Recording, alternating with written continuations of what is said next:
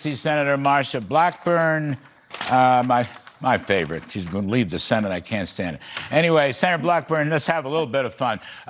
If you want to comment on what Joan Keene said, that's fine too. Sure. But I want to just ask you, the headline of the late afternoon news, ma'am, is that the White House has given up on this anti-weaponization fund, this $1.8 billion. I don't know much about it. It was reported by Axios. Sometimes they get it right. Oftentimes they don't. What can you tell us about this, and is it important? Yeah. Well, let me do this. Let me reply and kind of add on to what General Keene was saying. Yes. He's exactly right. Our eyes are wide open. Our checkbook is closed. And that is something the Iranians need to understand about President Trump.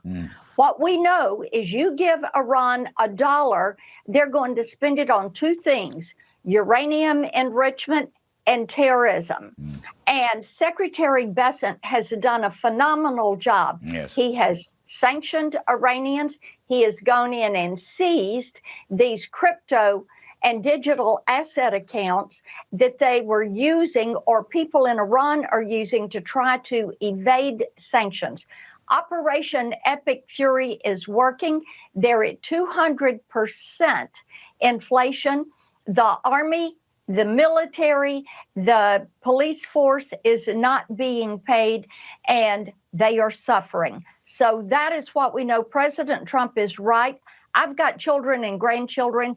I do not want them to ever have to face a nuclear-powered Iran. This is a nation that has been at war with us for 47 years. Donald J. Trump is making good on his promise to end endless wars. He's the best. Now, he's the best. Bessent, you know, ma'am, Bessent, who is, listen, I supported him for that position. I just interviewed him as a friend. But he is, in my opinion, the best wartime Treasury Secretary, certainly since World War II, and maybe going beyond World War II, because of the things that I've been talking about, you've been talking about, Jack Keene's been talking about. It's really a phenomenal thing. Anyway, let us continue. The Justice Department says it will abide by the ruling that temporarily paused anti-weaponization fund. What's all this mean, ma'am? And what it means is that we will set that issue aside, do a revisit, get the proper structure around it. But for right now, let's set it aside and make certain that if DOJ wants to move forward with that they're moving forward with the right structure and provisions around it.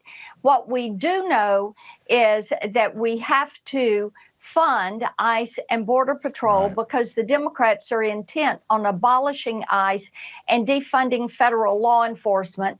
And they're importing all of these protesters, paid political protesters, to go protest outside Delaney Hall in New Jersey. So let's make certain ICE is funded. And by the way, let's make certain we show the respect that our men and women in uniform who are on our city streets every day, protecting all of our communities, that thin blue line, let's make certain we say thank you to them for the great job they do, making certain our communities are safe. Well, 100%.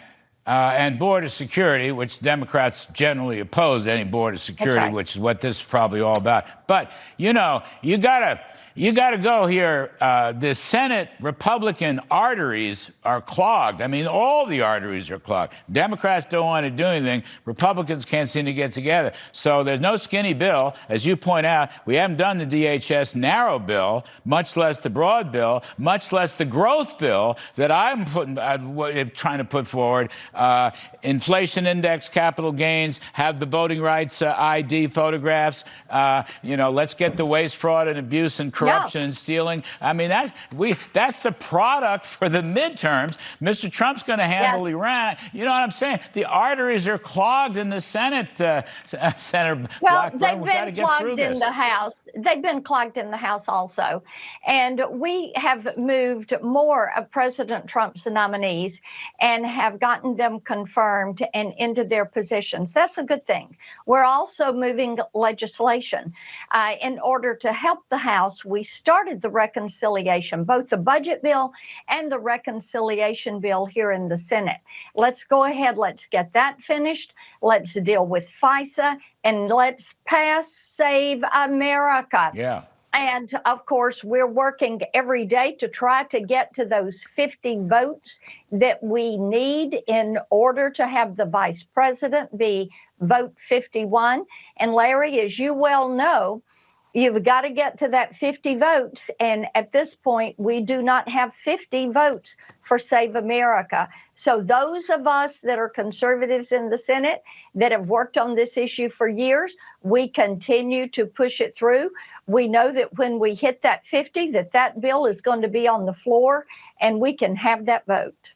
Well, everybody's counting on you. You and a handful of others. I mean this sincerely. Good conservatives, you want to get stuff done. Let's unclog the arteries. Anyway, Senator I'm Blackburn. for it. I know you are. You're the best of the best, man. Great to see you again. Thank you very Good to much. see you. All right, folks.